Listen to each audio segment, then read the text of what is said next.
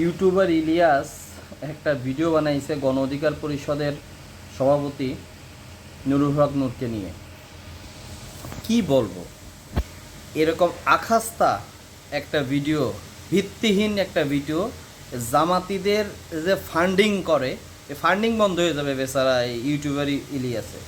আমরা এগুলো বুঝি যে বিদেশে থাকে, উবার টুবার চালায়, টাকা পয়সার ক্রাইসিস হয়, এই জন্য মানুষের চরিত্র হরণ করে এইসব ভিডিও বানায়, ধান্দাবানি করে, জামাতে এজেন্ট হিসেবে কিছু অনুদান পায় মানুষের চরিত্র হরণ করতে, এগুলো আমরা বুঝি। কিন্তু এই কথাটা বলার জন্য ভিডিওটা এই জন্য করলাম, ও নুরুল হক নূরকে নিয়ে যে কথাগুলো ইলিয়াস তার ভিডিওতে বলছে, এই কথা অন্তত ওর 20 বারের অধিক মনে হয় এই একই কথা, একই গান ও গাইছে নুরুল হক নূরকে নিয়ে। মানে এইগুলো একেবারে ভিত্তিহীন, এগুলো নিয়ে আর মানে বিরক্তি লাগে। এক জিনিস নতুন কিছু থাকলে বিভিন্ন নুরুল হক নূরের বলতে, আরে শেখ হাসিনার রেজিমে 2018 থেকে 24 পর্যন্ত পুরো শেখ হাসিনার রেজিম, তার প্রশাসন নুরুল হক নূরের বিরুদ্ধে কিছু বের করতে পারে নাই।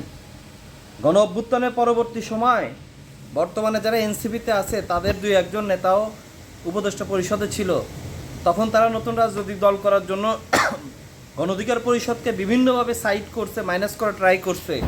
কিন্তু নুরুল হক নূরের বিরুদ্ধে কোনো জঘন্য অপরাধ বা কোনো এ ধরনের অন্যায় কাজ তারাও সামনে আনতে পারে না। আর তুমি মিয়া সাংবাদিক তো না, তুমি মিয়া ইউটিউবার ইলিয়াস, তুমি নুরুল হক নূরের পিছে লেগে আইছো। কিন্তু যে বিষয়টা আর কি আমি বলবো, যেটা আমাকে মানে খুবই ব্যথিত করেছে, সেটা হচ্ছে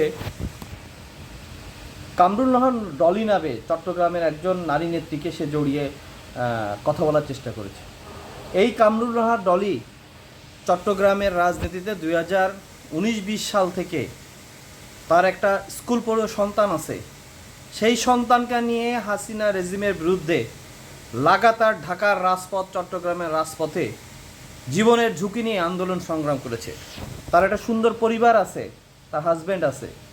সে ঢাকায় হাসিনা রেজিমের এগেইনস্টে নুরুল হক নূরের গণ অধিকার পরিষদের কোনো কর্মসূচির ডাক দিলে চট্টগ্রাম থেকে তার সন্তান, তার হাজব্যান্ডকে নিয়ে মাঝে মাঝে ঢাকায় চলে এসে রাজপথে হাসিনার পুলিশের সামনে আন্দোলন সংগ্রাম করেছে, সামনের সারিতে থেকে।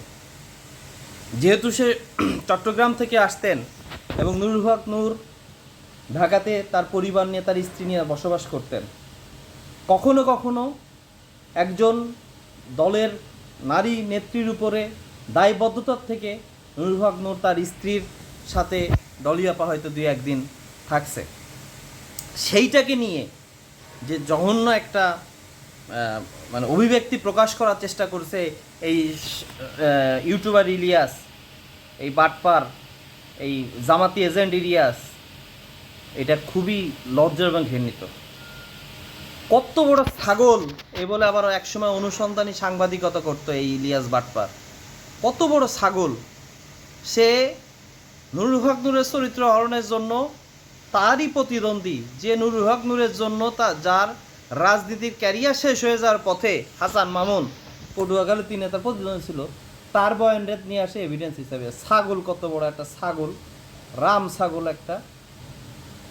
এই যে ভিডিও বানাইছে, ওর ব্যবসা মাইজ, ও যে ব্যবসা করে, ধান্দাবাজির ব্যবসা, মানুষের চরিত্র হরণ করে টাকা পয়সা ধান্দা করে বিভিন্ন জনের কাছ থেকে, এই রকম রাম ছাগল মার কাছে ভিডিও বানাইছে, এতে করে ব্যবসা মাইজ। ছাগল কোথাকার একটা। এই ইলিয়াস, পিনাকি, কনক সরোয়ার, এর একটা গ্যাং, একটা ছাগলের গ্যাং। এরা বাংলাদেশের বিপক্ষের শক্তি। আপনারা খেয়াল করেন, বাংলাদেশে গণ অভ্যুত্থানের পরে যে সকল ইউটিউবার বা যে সকল অনলাইনে অ্যাক্টিভিস্ট ছিলেন, কম বেশি সবাই দেশে এসেছে। এই 3 রাম ছাগল ঢোকে নাই।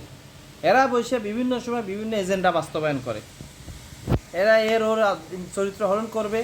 এই গণ অভ্যুত্থানের শক্তি যে ছেলেপেলে আছে এখন লাগছে তাদের চরিত্র হরণ করার জন্য।